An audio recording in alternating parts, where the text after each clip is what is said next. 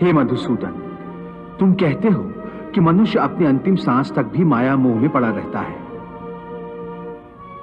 तो इसी कारण जन्म के चक्र में फंस जाता है। परंतु तुम्ही ने इस माया में सृष्टि की रचना करके और दूसरी ओर मनुष्य को चंचल मन प्रदान करके दोनों को एक दूसरे में उलझा दिया है। पग पग पर मनुष्य के बहकने के लिए अनगिनत आकर्षण पैदा किए हैं। मनुष्य इसके जाल में उलझा रहता है। और क्षमा करना, तुम्हें जाल बिछाकर किसी शिकारी या बहेलिए की भांति जाल में फंसे मनुष्य के हाथ पैर मारने, उसके छटपटाने का तमाशा देखते रहते हो। नहीं अर्जुन, मैं तमाशा नहीं देखता, बल्कि अपनी माया की लीला देखता हूं। फिर भी केवल निहारते ही रहते हो ना, सहायता तो नहीं करते कि बेचारा प्राणी इधर उधर भटक रहा है, रास्ता भूल पड़ा है। तुम्हारे मन में बेचारे मनुष्य की सहायता करने का विचार कभी नहीं आता कि आगे बढ़कर उसका हाथ थाम लूं, उससे सच्चा रास्ता दिखाऊं? बिल्कुल आता है, और मैं मनुष्य की सहायता भी करता हूं। परंतु कब कब करते हो तुम उसकी सहायता? मैं तो देख रहा हूं कि तुमने कर्म का विधान बना दिया है, जन्म मरण का चक्र चला दिया है और इस चक्रव्यूह में मनुष्य को फंसा दिया है। ये तो कोई बात नहीं हुई, ये तो कोई सहायता नहीं हुई। मैं सहायता अवश्य करता हूं। अपने भक्त को मैं कभी बेसहारा नहीं छोड़ता, परंतु मनुष्य मेरी ओर देखे सहायता के लिए, मेरी ओर बढ़े तो मैं उसकी सहायता करूं ना। परंतु वो मेरी ओर बढ़ने के बजाय अपने अहंकार में डूबा रहता है, अपने बाहुबल के घमंड में पड़ा रहता है। वो तो इस भ्रम में पड़ा रहता है कि संसार में उससे बढ़कर कोई नहीं है। वो तो केवल अपनी बुद्धि और अपने बल पर ही भरोसा करता है। अपने बाहुबल पर उसे अपने परमात्मा से भी अधिक विश्वास होता है।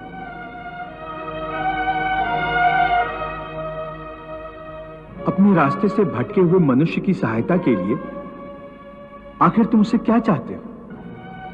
क्या तुम्हें सोने चांदी के चढ़ावे चाहिए? क्या तुम अपने भक्तों से स्वादिष्ट और पंच पकवान चाहते हो? मैं मनुष्य से एक श्रद्धा के अतिरिक्त कुछ नहीं चाहता, कुछ नहीं मांगता। वो मेरे प्रति बड़े बड़े चढ़ावे न चढ़ाए। सोना, चांदी, घी, चंदन और पकवान के चढ़ावे मुझे नहीं चाहिए। श्रद्धा और भक्ति भाव से एक फल, एक फूल, फूल की एक पत्ती, जल का एक कतरा या चावल का आधा दाना ही सही, मैं उसको भी भक्त की श्रद्धा से कहीं अधिक श्रद्धा से स्वीकार कर लेता हूं।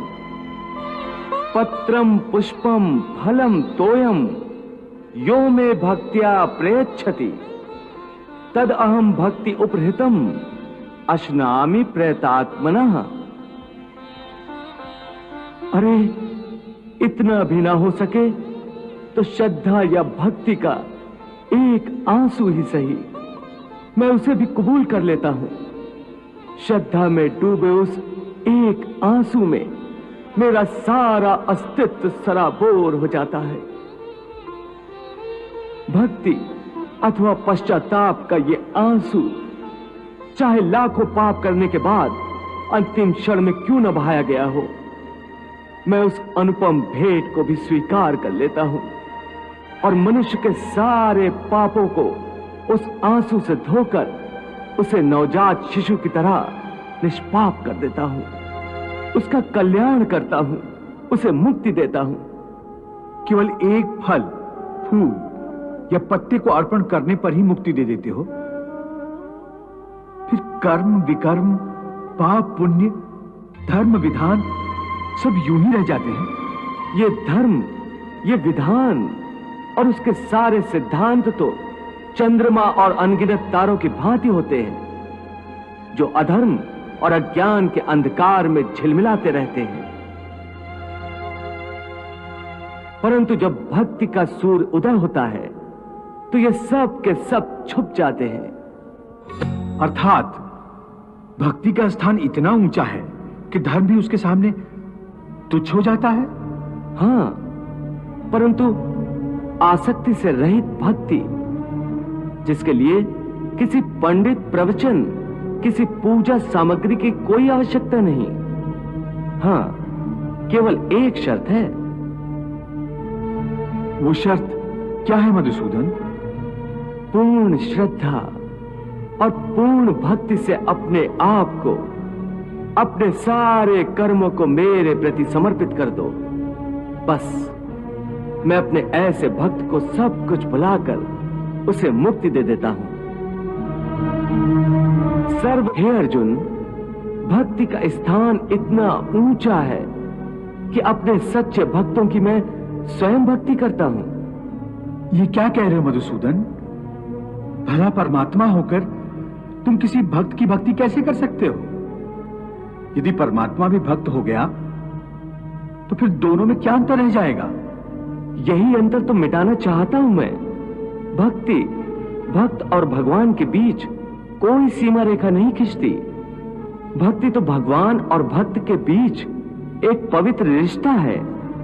जैसे प्रेम किसी प्रेमिका और उसके प्रेमी को एक बंधन में बांधकर एक कर देता है, उसी प्रकार भक्ति के द्वारा भक्त अपने भगवान में तथा भगवान अपने भक्त में समा जाते हैं।